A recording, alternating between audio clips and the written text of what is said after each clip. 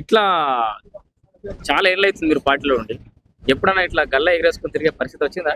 నేను ఏనాడు కూడా వాళ్ళకు నేను నమస్తే కూడా పెట్టలేదు. ఆ, టీఆర్ఎస్ వాళ్ళకు ఆ, నన్ను ఎన్ని ప్రభావాలు నన్ను చేసిర్రు, చేసినా మేము లొంగలేదు. మేము కాంగ్రెస్ పార్టీని పట్టుకుని అట్లనే ఉన్నాం.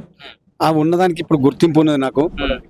రేపు గత ఇన్నేళ్లలో గడ్డు పరిస్థితులు ఉండే కాంగ్రెస్ కి సిద్దిపేటలో, ఇప్పుడు అధికారులకు వచ్చారు, వచ్చినా కూడా అట్లే ఉంది, ఏం మార్పు రాలేదు సిద్దిపేటలో అంటారు కదా? మార్పు రాలేదని ఎవరంటారు? అది వాళ్ళ బీఆర్ఎస్ వాళ్ళు తప్ప వేరే వాళ్ళు ఎవరంటారు? కాంగ్రెస్ లో ఉన్న వాళ్ళు కార్యకర్తలు గాని అందరు గాని సంతోషంగా ఉన్నారు.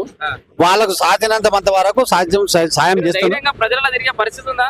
100% గల్లలు ఎగరేసుకొని చెప్తాం. ఇవాళ ఏం తక్కువ చేసినామని రేషన్ కార్డులు ఇచ్చినాం, ఇంద్రమ్మ ఇండ్లు ఇచ్చినాం, 200 రూపాయలు ఉచిత కరెంట్ ఇచ్చినాం, ప్లస్ ఇంకోటి ఏంది రైతు బంధు ఇచ్చినాం. ఇంకేం తక్కువ ఉందని మేము కళ్ళలు ఎగరేసుకుని పోను. ప్రతి ఇంటింటికి తిరిగేదానికి మేము ఛాన్స్ ఉన్నది. మాకు రాయచంద్ర తీయడానికి మీకు ఏం భయం లేదు? భయం అనేది లేదు. మేము ఇప్పుడు రేపు మా సిద్దిపేట రూరల్ మండలంలో 8 ఎంపీటీసీ స్థానాలు ఉన్నాయి. 8 ఎంపీటీ స్థానాలు గెలుచుకునేదానికి మేము రెడీ ఉన్నాం. జెడ్పీటీసీ గెలుచుకునేదానికి రెడీ ఉన్నాం.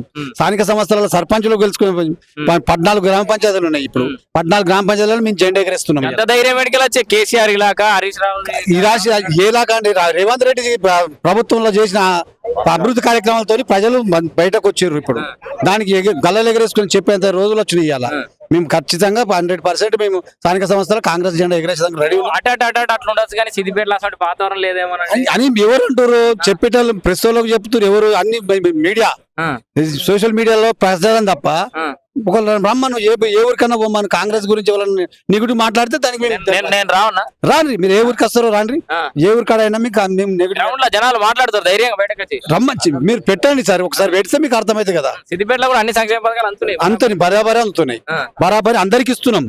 నిన్న చూసినావు కదా, నిన్న మేము మంత్రి గారి ఆధ్వర్యంలో పూజల కృష్ణ గారి ఆధ్వర్యంలో రేషన్ కార్డులు పంపిణీ చేసినాం.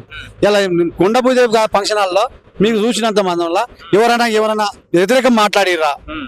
సో హరీష్ రావుని బీఆర్ఎస్ మరిపించే స్థాయిలో కాంగ్రెస్ పరిపాలన చేస్తున్నాం కదా. చేసిన మీకు కనపడుతుంది కదా. మీరు కనబడడం కూడా మీరు ఇంకా కూడా మామూలు చొచ్చలు చేస్తారు మీరు. ఎందుకంటే మీకు ఇంకా డౌట్ పోతలేదు.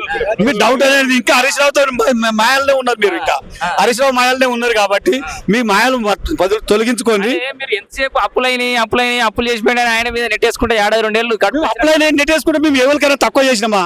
ఇప్పటికైనా ఇప్పుడు అప్పులైనా అంటున్నాం. సరే అయింది, అయినా కూడా మేము రేషన్ కార్డు ఇస్తలేమా, సన్న బియ్యం ఇస్తలేమా, ఇంద్రామ ఇండ్లు ఇస్తలేమా, ఉచిత కరెంటు 200 యూనిట్లు ఇస్తలేమా, మహిళలకు బస్సు ఇస్తలేమా?